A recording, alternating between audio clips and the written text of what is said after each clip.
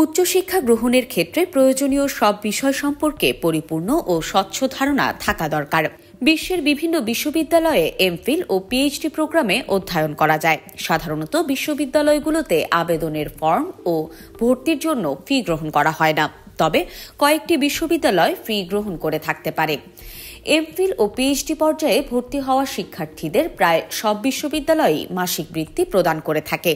শুধু বৃত্তিই নয়, বিভিন্ন বিশ্ববিদ্যালয়ের শিক্ষার্থীদের এমফিল ফেলোশিপ ও পিএইচডি ফেলোশিপে আর্থিক বৃত্তি ও সুযোগ সুবিধা প্রদান করা হয়।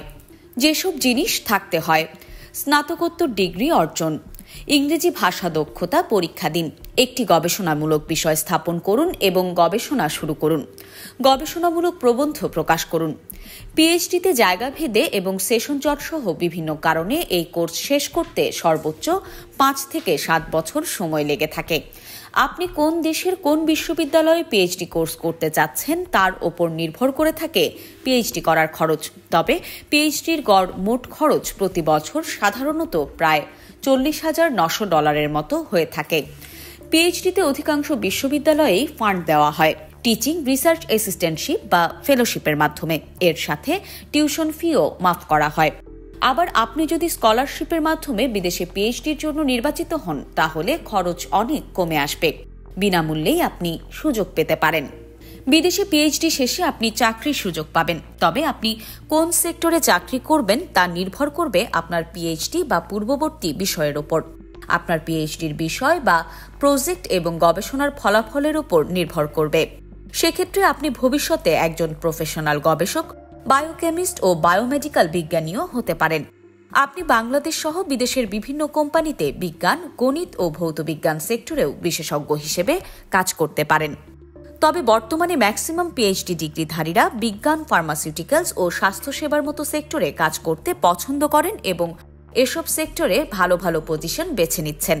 এটি পুরোপুরি নির্ভর করবে আপনার দক্ষতা, অভিজ্ঞতা, যোগ্যতা, ডিগ্রি, টপিক ও আপনার চাহিদা বা আগ্রহের ওপর। প্রয়োজনীয় কাগজপত্র: উচ্চশিক্ষার ক্ষেত্রে প্রতিষ্ঠানগুলোর চাহিদা অনুযায়ী কাগজপত্র দিতে হয়। আপনি সহজেই আপনার পছন্দকৃত শিক্ষা প্রতিষ্ঠানের অফিসিয়াল ওয়েবসাইটে তাদের চাহিদা অনুযায়ী প্রয়োজনীয় কাগজপত্রের তালিকা থেকে এ তথ্য জেনে নিতে পারবেন। সাধারণত যেসব প্রয়োজনীয় কাগজপত্রের প্রয়োজন হয়: জাতীয় পরিচয়পত্র, পাসপোর্টের কপি, আবেদন ফর্ম, সংশ্লিষ্ট শিক্ষা প্রতিষ্ঠানে ভর্তির অনুমতি সংক্রান্ত চিঠি বা কনফার্মেশন অব এনরোলমেন্ট, স্বাস্থ্য বীমার প্রমাণপত্র, ইংরেজি ভাষা দক্ষতার সনদ, নেতৃত্বের গুণাবলী থাকতে হবে, গবেষণায় পারদর্শী হতে হবে, রেফারেন্স লেটার, রিসার্চ প্রপোজাল, শিক্ষাগত যোগ্যতা ও কর্ম অভিজ্ঞতা সনদ, পূরণকৃত অর্থনৈতিক সামর্থ্যের ফর্ম বা স্পন্সর বা গ্যারান্টর, স্পন্সরের সঙ্গে আবেদনকারীর সম্পর্কের প্রমাণ হিসেবে জন্ম সনদ, পাসপোর্ট কিংবা স্কুলের কাগজপত্র, স্পন্সরের আয়ের উৎসের বিস্তারিত কাগজপত্র। কোনো কোনো ক্ষেত্রে পুলিশ ক্লিয়ারেন্স সার্টিফিকেট, বিবাহিতদের ক্ষেত্রে স্বামী স্ত্রী সন্তানদের সম্পর্কের প্রমাণ হিসেবে জন্ম সনদ ও বিবাহ সনদ, স্বাস্থ্য পরীক্ষার প্রমাণপত্র।